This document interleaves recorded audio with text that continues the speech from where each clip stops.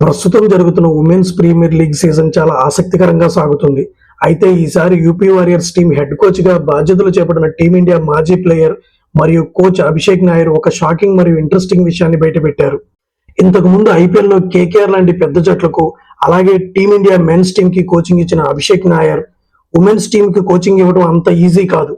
ఇది నాకు ఒక పెద్ద ఛాలెంజ్ అని ఎందుకు అన్నారు? మెన్స్ క్రికెట్ కి ఉమెన్స్ క్రికెట్ కి కోచింగ్ లో ఉన్న తేడా ఏంటి? ఈ వీడియోలో డీటెయిల్ గా తెలుసుకుందాం. మన ఛానల్ ఇంకా సబ్స్క్రైబ్ చేసుకోకపోతే ప్లీజ్ సబ్స్క్రైబ్ చేసుకోండి. Abhishek Nair UP warriors head coach గా బాధ్యతలు తీసుకున్న కొన్ని రోజుల్లోనే ఒక విషయాన్ని గ్రహించారు. అదేంటంటే ఉమెన్స్ క్రికెట్ లో అటెన్షన్ టు డీటెయిల్ చాలా ఎక్కువ ఉండాలి అని, అంటే ప్రతి చిన్న విషయంపై శ్రద్ధ ఎక్కువ ఉండాలి అని చెప్పారు.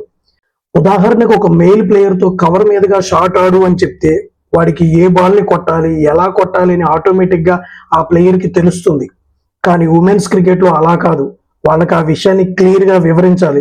ఏ బాల్ ని సెలెక్ట్ చేసుకోవాలి, టెక్నిక్ ఏంటి అనేది బ్రేక్ డౌన్ చేసి వివరంగా వివరించాలి.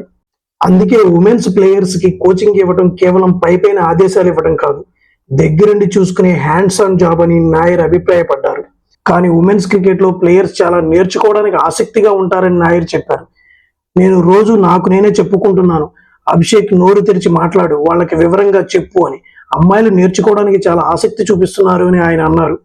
రీసెంట్ గా హర్లిన్ డయల్ రిటైర్డ్ అవుట్ అయిన సంఘటన ఉదాహరణగా తీసుకుంటూ, ఇలాంటి చిన్న చిన్న కమ్యూనికేషన్ గ్యాప్స్ వల్ల చాలా ఇబ్బందులు వస్తాయని, కానీ ఇది ఒక లెర్నింగ్ ప్రాసెస్ అని ఆయన తెలిపారు. అయితే ఫ్రెండ్స్, ఇక్కడ మనం ఒక చేదు నిజాన్ని ఒప్పుకోవాలి. అభిషేక్ నాయర్ చెప్పినట్లుగా అమ్మాయిలకు చిన్న చిన్న విషయాలు ఎందుకు వివరించాల్సి వస్తుంది? దీనికి కారణం వాళ్ళకి టాలెంట్ తక్కువని కాదు, మన సిస్టంలో లోపం ఉంది. అందులో మొదటిది మ్యాచ్ అనుభవం, ల్యాక్ ఆఫ్ మ్యాచెస్.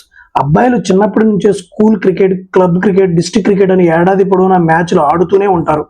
అక్కడ వాళ్ళు గ్రౌండ్ లో చాలా విషయాలు ప్రాక్టికల్ గా నేర్చుకుంటారు.